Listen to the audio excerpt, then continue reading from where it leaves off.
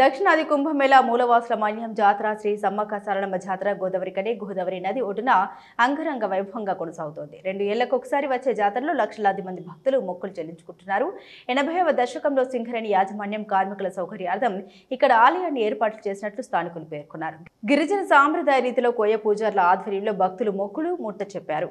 సమ్మక్క సారలమ్మలు గద్దెలపై కొలువుదీరడంతో భక్తజనం పోటెత్తింది. గోదావరితో పాటు ఇతర ప్రాంతాల వారు అమ్మవార్లను దర్శించుకుంటున్నారు. భక్తులకు ఎలాంటి అసౌకర్యం కలగకుండా ఆలయ కమిటీ ఏర్పాట్లు చేసింది. పోలీసులు, స్వచ్ఛంద సంస్థలు భక్తులకు ఎలాంటి ఇబ్బందులు కలగకుండా చర్యలు చేపట్టారు. సింగరేణి, ఎన్టీపీసీ, ఆర్ఎఫ్సీఎల్ ప్రభుత్వ అధికారులు వారి కుటుంబ సభ్యులతో కలిసి అమ్మవార్ల దీవెన అందుకుంటున్నారు. భక్తుల నిల్వెత్తు బంగారం ఎదుర్కోలు చెల్లించి మళ్లీ వచ్చే ఏటి వరకు సల్లంగా చూడాలని మొక్కుకుంటున్నారు. అయితే జాతరలో పోలీసులు వ్యవహరిస్తున్న తీరు పట్ల విమర్శలు వెల్లువెత్తుతున్నాయి.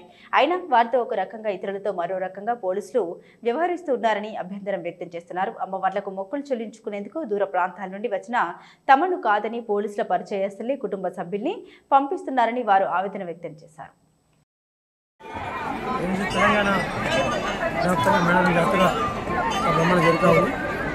మన పెద్దపల్లి జిల్లాలో గోదావరిలో గోలివాడలో వీరికి అన్ని ప్రాంతాలు కూడా భక్తులు పెద్ద ఎత్తున వస్తూ ఉన్నారు. ఈ గోదావరి ప్రాంతంలో ఖర్చులు మేడంలో ఉన్నట్టు మాత్రమే అదే మాదిరి జాతర జరుగుతూ ఉంది. వివిధ రాష్ట్రాల నుంచి భక్తులు పెద్ద ఎత్తున వస్తూ ఉన్నారు.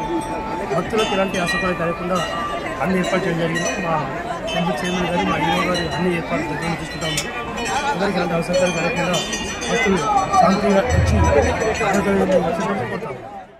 పోరాడి తను కుంకుమాంబర పసుపు 2 వాటిగా మనకు ప్రతి 2 సంవత్సరాలకు ఒకసారి పూజలు అందుకుంటుంది.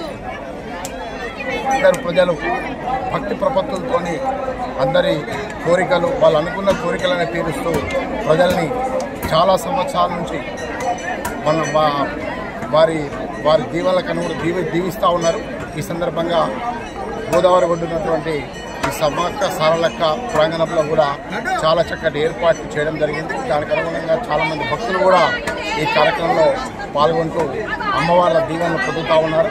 దీనికి గౌరవనీయులు మక్కాన్ సింగ్ గారు వారు దిశానిర్దేశంలో దగ్గర నుంచి కూడా చాలా రెగ్యులర్గా ఫాలోఅప్ చేస్తూ ఉన్నారు. అందరినీ దిశానిర్దేశిస్తున్నారు. సింగరేణి సంస్థ ముఖ్యంగా ఆర్ఎఫ్సీఎల్ మరియు ఎన్టీపీసీ వారి ఆధ్వర్యంలో ఇక్కడి కార్యక్రమాలకు ఇక్కడ ఏర్పాట్లను చేయడం జరిగింది.